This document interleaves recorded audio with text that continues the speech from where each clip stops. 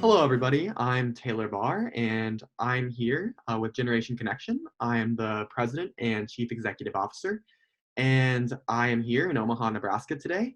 And I'm going to pass it on to my colleague, Maci. Hi, everyone. I'm Maci, Yelaska. I'm the Chief Marketing Officer and Secretary of Generation Connection, and I'm also here in Omaha, Nebraska. So let us get started with our St. Patrick's Day discussion. Lots of history around St. Patrick's Day, and we're so excited to tell you about it. So St. Patrick's Day is celebrated annually on March 17th, the anniversary of his death in the 5th century. The Irish have observed the day as a religious holiday for over 1,000 years. On St. Patrick's Day, which falls during the Christian season of Lent, Irish families would traditionally attend church in the morning and celebrate in the afternoon.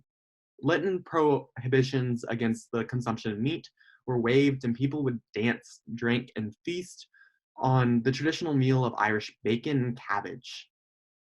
So, you may wonder, who was St. Patrick? St. Patrick, who lived during the 5th century, is the patron saint of Ireland and its national apostle. Born in Roman Britain, he was kidnapped and brought to Ireland as a slave at the age of 16.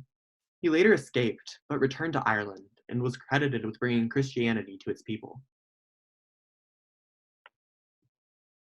In the centuries following Patrick's death, believed to have been on March 17th, 461, the mythology surrounding his life became ever more ingrained in the Irish culture. Perhaps the most well-known legend of St. Patrick is that he explained the Holy Trinity, Father, Son, and Holy Spirit, using 3 leaves of a native Irish clover, the shamrock. When was the first St. Patrick's Day celebrated?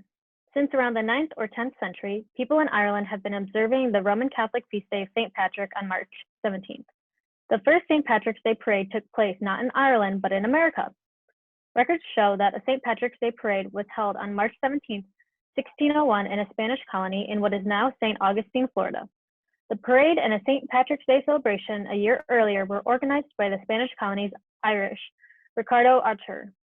More than a century later, homesick Irish soldiers serving in the English military marched in New York City on March 17, 1772, to honor the Irish patron saint.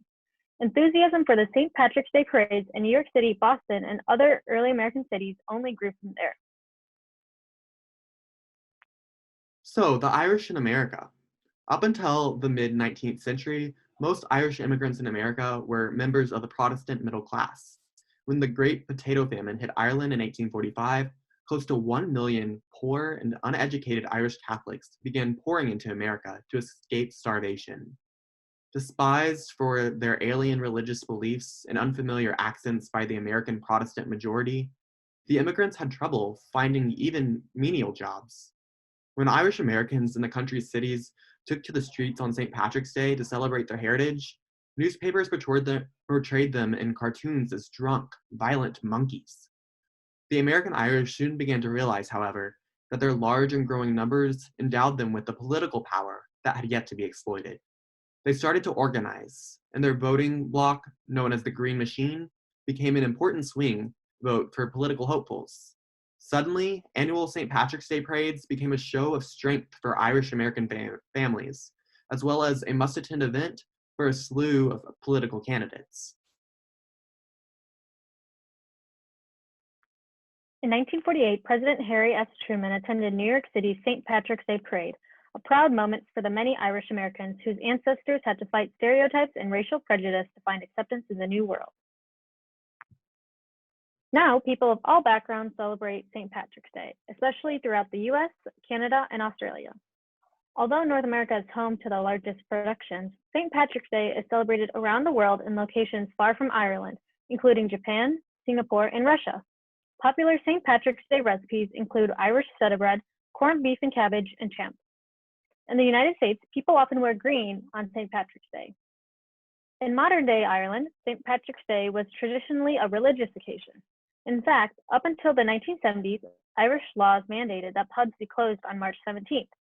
Beginning in 1995, however, the Irish government began a national campaign to use interest in St. Patrick's Day to drive tourism and showcase Ireland and Irish culture to the rest of the world.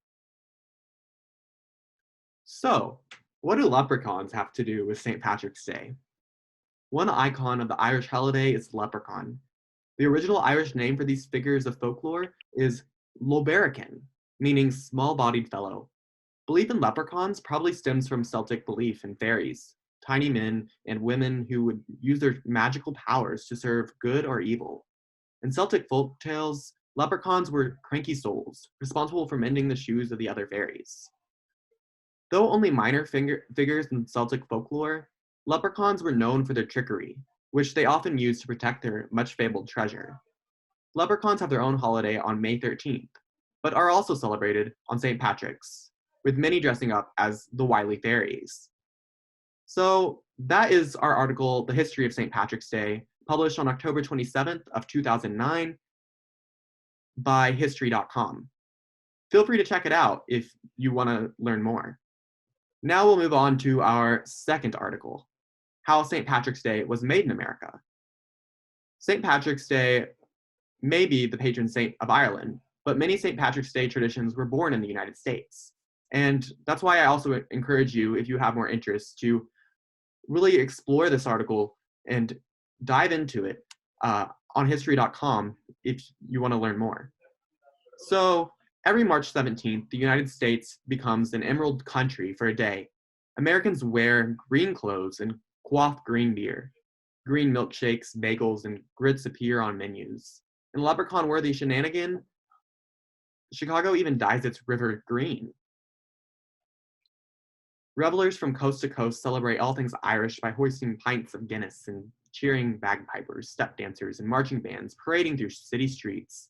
These familiar annual traditions weren't imported from Ireland, however. They were made in America. In contrast to the merrymaking in the United States, March 17th has been more holy day than holiday in Ireland. Since 1631, St. Patrick's Day has been a religious feast day to commemorate the anniversary of the 5th century death of the missionary credited with spreading Christianity to Ireland. For several centuries, March 17th was a day of solemnity in Ireland, with the Catholics attending church in the morning and partaking of modest feasts in the afternoon.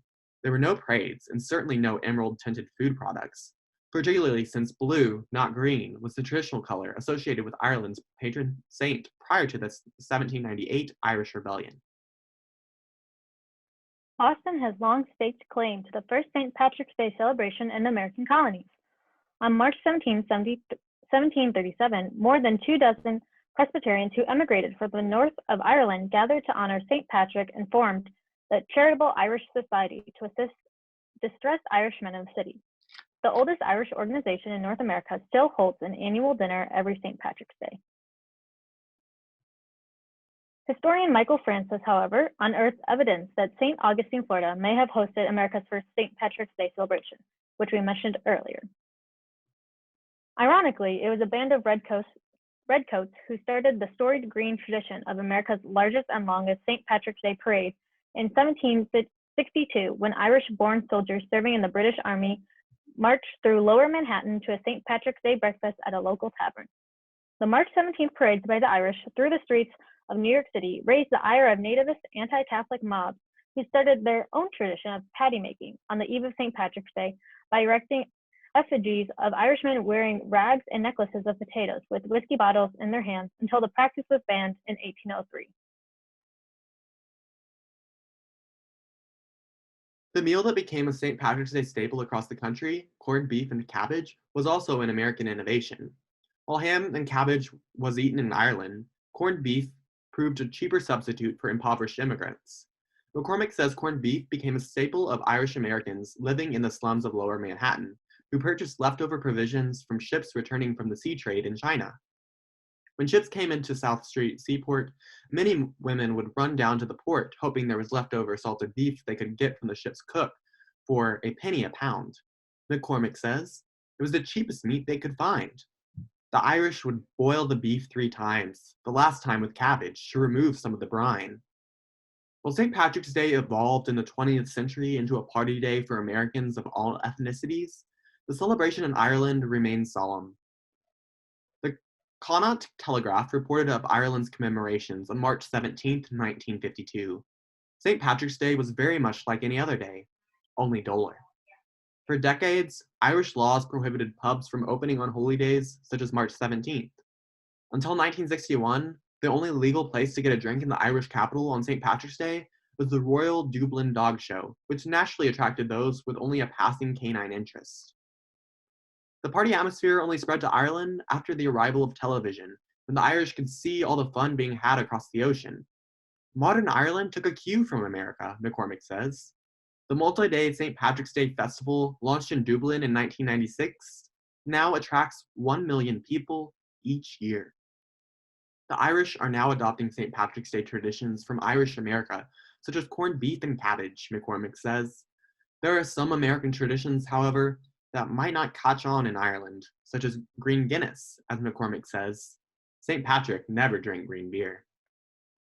We really hope that you all enjoyed our St. Patrick's Day video today. Maci and I really enjoyed learning more about St. Patrick's Day, and we are really grateful for you watching our videos, and we hope that you all stay safe. Have a great St. Patrick's Day, and like, comment, and subscribe, and let us know what you think.